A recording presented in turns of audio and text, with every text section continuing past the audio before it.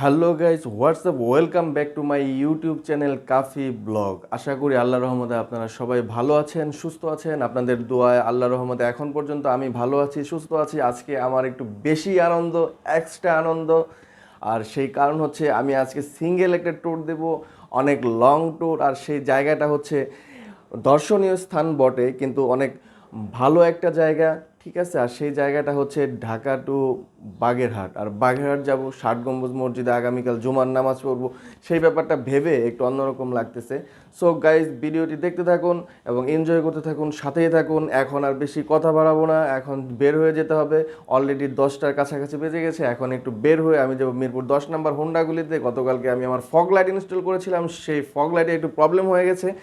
So সেইটা solve করে তারপর সোজা বাগেরহাটের উদ্দেশ্যে যাত্রাপথে। আল্লাহ তাআলার শুকরিয়া, আল্লাহ তাআলার নাম নিয়ে যাত্রা করাটা আমাদের দায়িত্ব। আমি এখন আছি যাত্রাবাড়িতে, আর যাত্রাবাড়ি পর্যন্ত আসতে আমার একটু লেট হয়ে গেছে। লেট হওয়ার কারণটা ইতিপূর্বে আমি আপনাদেরকে বলেছি। গতকাল রাতে আমি আমার বাইকে ফগ লাইট ইনস্টল করেছিলাম, সেটাতে একটু প্রবলেম ছিল। তাই সকালবেলা মিরপুর 10 নম্বর হোন্ডাগুলোতে যে সর্বপ্রথম আমি আমার ফগ লাইটের প্রবলেমটা সলভ করি, তারপর ইয়ামাহার সার্ভিস সেন্টারে যাই, সেখানে আমার বাইকের ইঞ্জিন অয়েল এবং অয়েল ফিল্টার চেঞ্জ করি। আর আজকে ইয়ামাহার সার্ভিস সেন্টার আমাকে সুপার ফাস্ট একটা সার্ভিস দিয়েছে। সেটার কারণ হচ্ছে আমার অ্যাকশন ক্যামেরাটা অন ছিল। জাস্ট ফান করলাম বন্ধুরা। ইয়ামাহার সার্ভিস সেন্টার গ্রাহকদের ইতিপূর্বে থেকেই ভালো মানের সেবা দিয়ে আসছেন, এখনও ভালো মানের সেবা দিচ্ছেন এবং ভবিষ্যতেও প্রত্যেকটা গ্রাহককে ভালো মানের সেবা দিবে। যাই হোক, আমি এখন মাওয়া এক্সপ্রেসওয়েতে আছি। আর এই এক্সপ্রেসওয়েতে ইতিপূর্বে যারা বাইকার তারা রাইড করেছেন, তারা এই এক্সপ্রেসওয়েতে বাইক রাইড করার ফিলটা পরিপূর্ণভাবে বুঝতে পারবেন। এখন অনেক কথা বলার ইচ্ছা থাকা সত্ত্বেও আমার আর কথা বলতে ইচ্ছে করছে না, কারণ এত সুন্দর একটা হাইওয়েতে আমি বাইক রাইড করব এবং সেই ফিলটা নিব। আর সাথে যেহেতু আছে ইয়ামাহার FZS ভার্সন 3 বাইকটি, সেই ক্ষেত্রে বুঝতেই পারছেন এক্সট্রা একটা ফিল আমার আসবেই। আর এই বাইকের কন্ট্রোলিং ব্রেকিং সিস্টেমটা তো আর আপনাদেরকে বলার কিছু নেই। সেই জন্য আমি এখন খুব নিজের মন মতো করে এই হাইওয়েতে বাইক রাইড করব। বন্ধুরা, ভিডিওটি দেখতে থাকুন, এনজয় করতে থাকুন। যদি ভালো লেগে থাকে তাহলে ভিডিওটি অবশ্যই লাইক, কমেন্ট, শেয়ার করবেন। আর যাদের ভালো না লাগবে তারাও দেখতে থাকুন, দেখতে দেখতে ভালো লাগাটা তৈরি হয়ে যাবে।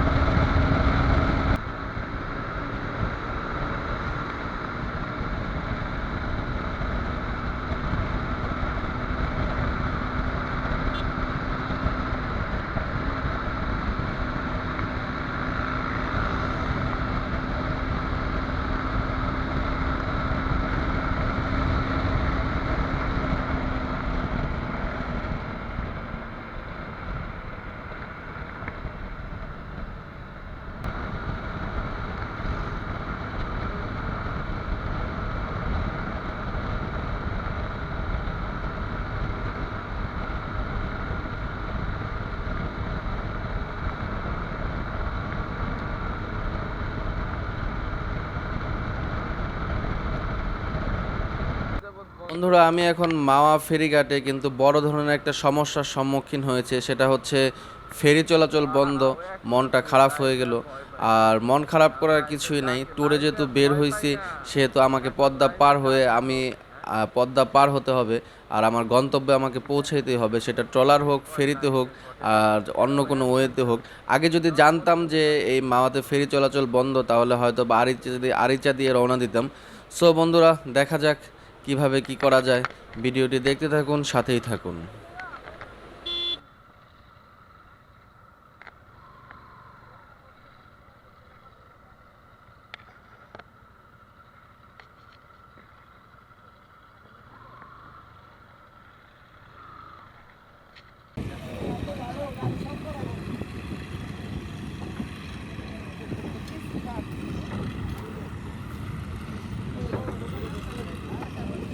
হ্যালো বন্ধুরা, প্রথমে একটু প্রবলেমে পড়ে গেলাম।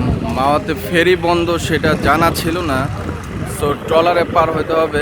এক একটা ট্রলারে 12টা করে মোটর সাইকেল নেবে, সো একটু রিস্কি। তবুও যেহেতু ট্যুরের উদ্দেশ্যে রওনা দিচ্ছি, সেহেতু আমার অবশ্যই আমার উদ্দেশ্য সফল করতে হবে।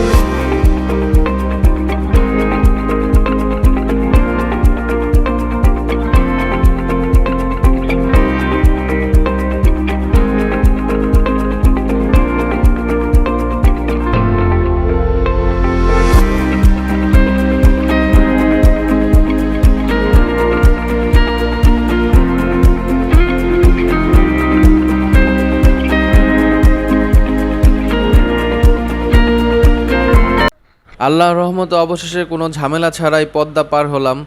স্বপ্নের পদ্মা সেতুর একদম কাছাকাছি দিয়ে আসলাম, অনেকটা ভালো লাগলো। এই স্বপ্নের পদ্মা সেতুটা যদি কমপ্লিট হয়ে যায়, তাহলে দক্ষিণাঞ্চলের মানুষ সবচেয়ে হবে শৌখিন। ঢাকার সাথে কমিউনিকেশনটা খুব দ্রুত করতে পারবে।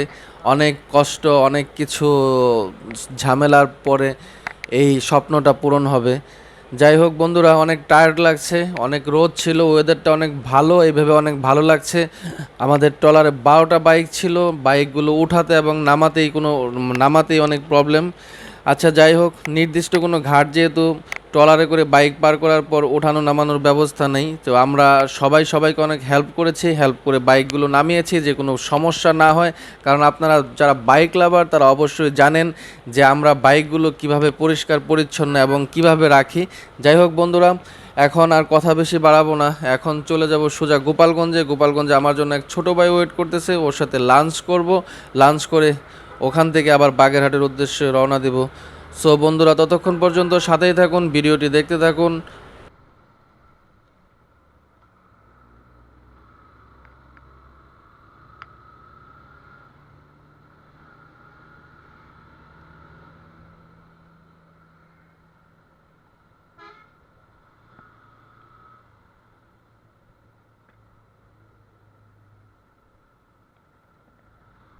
এখন আমি আছি গোপালগঞ্জে। আমি আমার ছোটো ভাইয়ের সাথে লাঞ্চ করে এখানে একটা ব্রেক দিয়ে আমি বাগেরহাটের উদ্দেশ্যে রওনা দিয়ে দিয়েছি। ভালোই লাগছে এরকম একটা সিঙ্গেল হাইওয়েতে বাইক রাইড করতে। সো তেমন বড় ধরনের কোনো প্রবলেম হচ্ছে না। প্রবলেম একটাই হচ্ছে একটু পরপর, সেটা হচ্ছে সূর্যটা হচ্ছে আমার বিপরীত দিকে। সূর্যের আলোটা আমার হেলমেটের ভাইজরে পড়ছে, সেই জন্য একটু প্রবলেম ফিল করতেছি। আর এই ক্ষেত্রে বাইক চালাতে হলে অবশ্যই সাবধানতা অবলম্বন করতে হবে। অনেক কিছু দেখা যায়, আবার অনেক কিছু দেখা যায় না। আর যেহেতু এই রাস্তায় বাইকে আমি এই প্রথম যাচ্ছি, অবশ্যই এই রাস্তাঘাট সম্পর্কে আমার কোনো ধারণা নেই, কোথায় ভাঙা আছে, কোথায় স্পিড ব্রেকার আছে, সামনে কোথায় বাজার আছে। সেই ক্ষেত্রে সব কিছু খেয়াল রেখে আমাকে চলতে হবে। আর বন্ধুরা, আর হয়তো বা বেশি পথ অতিক্রম করতে হবে না, আমি বাগেরহাট চলে যাব। তো আপনারা সাথেই থাকুন, ভিডিওটি দেখতে থাকুন, আর আবার কথা হবে ঠিক বাগেরহাটের রাস্তায়।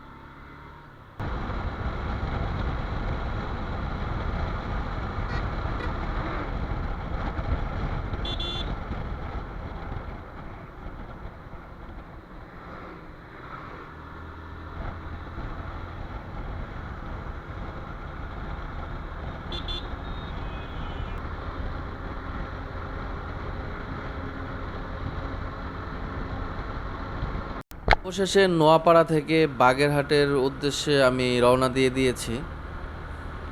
হয়তোবা যেতে বেশিক্ষণ লাগবে না, রাস্তার কন্ডিশনটা অনেক ভালো দেখতেছি। ইতিপূর্বে আমি যখন এসেছিলাম তখন রাস্তাঘাট অনেক ভাঙা ছিল। আর একটু পরে আমি আমার প্রাণের শহর, ভালো লাগার একটা শহর, স্মৃতিময় একটা শহরে পৌঁছাবো। এটা ভাবতে অনেক ভালো লাগছে। বন্ধুরা, আজকে হয়তোবা আর আপনাদের সাথে কথা হবে না, কারণ বেলা শেষ হয়ে গিয়েছে। আর আজকে যদি সামনে কোথাও কোনো ভালো কোনো জায়গা পাই দাঁড়ানোর, তাহলে অবশ্যই সেখানে দাঁড়িয়ে বাগেরহাটের সূর্যাস্তটা দেখব।